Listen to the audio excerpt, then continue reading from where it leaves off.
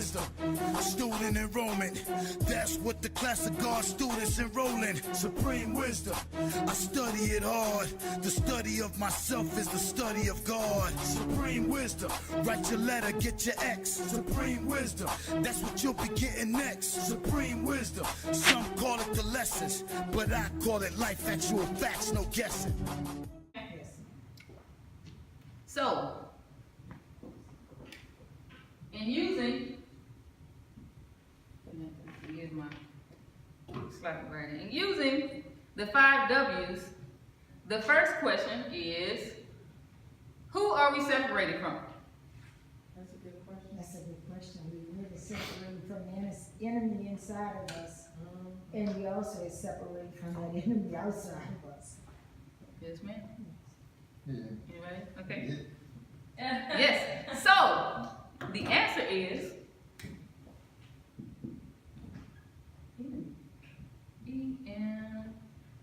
E-N-N-E-B, right? Okay. So, the who. We separate from the N in me. Okay. So the enemy. So in order to know who this enemy is, we need to know what enemy means. So enemy. You got an idea? Yes, I ma'am. got an idea. The enemy is something really that destroys your personality, your character, and everything that's with you inside of you. And also the enemy is on the outside that destroys, I would say, just about anything that is the opposite of God. As far as the food wise, the air pollution, everything. What do you mean? That is definitely destroying his people, So, Brother Malik, you have any idea what the word enemy means? An outside enemy is the opposition yes. against you that doesn't have your best interest at heart. The white man. He said he's gonna say it. White man. Yeah, yes. Okay. So enemy. Yeah. One that is antagonistic to another, especially one seeking to injure, overthrow, or confound an opponent. And I looked up that word confound. Confound means to bring to ruin or destroy. Okay? Yes, ma'am. I didn't get a chance to answer that question. Oh, Who is the enemy? yes. But the enemy is the weakest side of ourselves that has been allowed to rule. So outside of ourselves, it might be manifested as, Mm-hmm. the white man or, the devil. But like Sister Paulette said, but there's also an enemy within, Right. which is our lower self that allows us to be pulled in, to the tricks and traps of Satan on the outside. The only reason we gravitate towards, certain things external to us because they're inside of us. And so it's what's on the inside is being attracted to what's on the outside. So, and vice versa with the good in us. The good in us is attracted to the good outside of us. So it's constantly, pulling on us. But it's when we allow that lower self to rule. So there are certain parts of, our lower selves, like our emotions, that when not kept in check, they cause us problems. But they have a purpose. But when they are allowed to rule, that's when they become an enemy to us instead of an asset. Brother, you got you raised your hand? Very small. You didn't raise your hand? I didn't Oh, okay. know. Okay, I thought it was somebody else. So, Yes, ma'am. The enemy is also a contrary mindset. Within ourselves, we have competing mindsets. We have the conscious mind and we have the subconscious mind. And some even divide the subconscious mind into the unconscious mind. So the subconscious mind, where programs have been downloaded onto our hard drive of our brain, that cause us to do things and we're unaware, like self-defeating things, like a bad self-image. All of the things that we don't know that have been put there. It could be by our parents, by society, all those things. We have to be able to, of course, realize that it exists, identify it, and then consciously separate ourselves from those programs that are installed in our own selves, in our mind, which are different from just the lower, desires or the lower things. Those are actually things that they're not necessarily good or bad, they're just programs that are installed there. And so once we can separate ourselves from that, realizing that somebody installed that on us or made us think that, once we can separate our mind from that and begin to start reprogramming our thinking with what Allah says about us, then I think that, we can defeat the enemy that's within us and the enemy outside of us. That is definitely true, what Sister Deborah was saying, and it's just like, it's a component in us where we have two opponents, where that we are fighting against ourselves, because that opponent that in us, we have we have to maintain that enemy opponent, and the good opponent, which the opponent of God. We gotta try to we wish that we really at war with ourselves, just as well as for us on the outside, is trying to survive, that way you won't be brought up into this here world here constantly, because you gotta feed on, like Sister Gabby said, the positive things and everything else, and when you're around positive people, that's, that helps to form you, mold you just as well into that kind of environment. But if you is in an environment of a whole lot of negativity, you get molded into that one just as well. So it's just like, you're fighting every day, and that's just like even an opponent in yourself.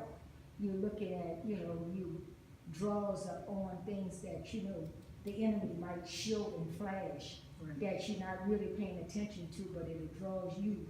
So you gotta always remember and keep yourself in check for us, to remove that and, either remove yourself out of it without getting drawn into it. So, Oh, yes. That's like the evil gen and the and the good gen. Yes, sir. Yes, sir, because see, that said a hostile unit of force. That doesn't say white man, black man. right, yes ma'am. It's a force. Yes ma'am, it is, right. And as you all said, the internal force Yes. and an external force, Yes. right? Yeah. So, by looking at the condition that we're in today, we can say that we have an enemy among us, right? Yes Yeah. ma'am. Yeah. Okay. So, did I? Let me put this in. Okay. So, let's see what the Honorable Elijah Muhammad says in Message to the Black Man. This is the chapter, let me see, Not Your Brother. The so-called American Negroes actually believe that they have the same rights as American citizens to go any place in white America as they please, and to be accepted or to allow to enter into white society on an equal basis with the white man.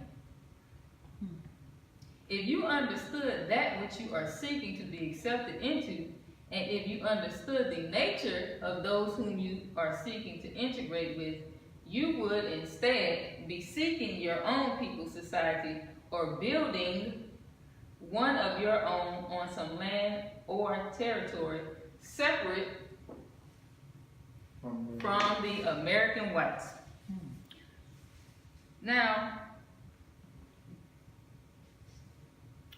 I was pondering on why would he, well, let me backtrack. The Most Honorable Elijah Muhammad said he's the messenger to us all, right? Yes. And on this message to the black man, this book, we often say the message to the black man, but that's not the only part of the title. Message to the black man in America. Yes. But we could say message to the black man in Europe, Mr. Black Man in Africa. What do you say? India, yeah, look, everywhere. But since we are in America, we gonna deal with that. So I thought about that. I was like, why would he say American whites and not all white people? Because you know we talk white men as devil, right? So why would he specifically say American whites? Because the American white people is the only one, it is the main one that, that influence us with the white supremacy. Yeah. I was, well, I thought about it and I was like, maybe because I always, well, I thought that the most of the people that come over here really is these exile anyway from rebellion. But, and I thought about it, I said, well, okay, well, we didn't come here, you know, I mean, you know, we was stolen and brought over here. Okay, so I'm not saying we was rebellion, but our people, I guess, was rebellion by, you know, bringing us over here just as well. But, I would say in America because it is so, you know, you really lose your, you know, you don't know who you really are in America. Most people from different countries, they know, you know, I mean, which that they are still, you know, I would say, they still have, you know, have been touched by this enemy. But at least they still know at least their culture and different things like that. And we have been really like under this here enemy for so long, so he really is like, you know, have our mind where we, you know, that's why we can't really like, it's so hard for us to cut him loose, because he's like programmed, you know, he have, you know, because he had been programmed, it's just like Sister Deborah says, it's like a drive that, you know, you download something, and you gotta really renew your mind all over again, you know, because we believe him more than we believe in, you know, even our own selves, you know, we love him more than we even love our own self, you know, so that's why we just have to be, like you say, separate from him, because he have really, you know, we've been under him so long where we have becoming him. So it's really, you know, it's just hard to like, you know, and the people in America, you know, they is just, I would say more victim than, you know, with this here enemy. And, well, it's all over the world. I would say, you know, I wouldn't say just in America. I'm just like saying that just this is an exile place where everybody's on punishment. I would say in America. You know, Everybody on punishment. Did you hear what I said? I didn't. Well, I read out of chapter Not Your Brother, and particularly talking about the end of this statement where the Most Honorable Elijah Muhammad said about building one of our own on some land or territory separate from the white or American whites. No. And I said that I was thinking about that. Why would he say American whites and not say all whites? Why would he specifically single out American whites? Right.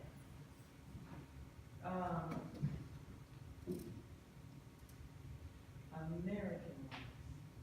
The Most Honorable Elijah Muhammad said that the Germans were the most equal of all Caucasians. However, the Germans didn't come or didn't enslave us. So the type of mentality that it takes to enslave somebody, to strip them from their, you know, to really take their mind, takes a special kind of evil, you know. Of course, we know that Allah permitted it, and that was something that was necessary. But I'll say this, and why perhaps he said the American whites. He said the Germans were more evil, but the American whites, as Sister Paulette said, we were all exiled over here, so we were all put on punishment. But when you think about, if you think about the brown germ being like a disease that we have, and a lot of times that diseases, you have to actually give you poison to cure the disease. So the the American white man is like a poisonous medicine for a disease that we have. You take the medicine until the disease is, cured or either in remission. But once you get to that point, if you keep taking that medicine beyond the point that you need it, it'll kill you. So what you have to do is that you have to separate yourself from the medicine, you have to separate yourself from the poison so that it won't have the effect of killing you altogether. So the American white man is like a poison to us. And so being separated from him is the equivalent of not taking a poison or medicine beyond his time. Okay. Well, American whites, huh? Well, I looked up American whites. Okay. And according to Wikipedia, American whites are Americans who are descendants from any of the white racial groups of Europe, the Middle East, and North Africa. And also included in white Americans are white Hispanics. Right? So these had to be some really unsavory characters, as you say. That's That for him to point specifically at American whites. Supreme wisdom, some call it the lessons, but I call it life, actual facts, no guessing.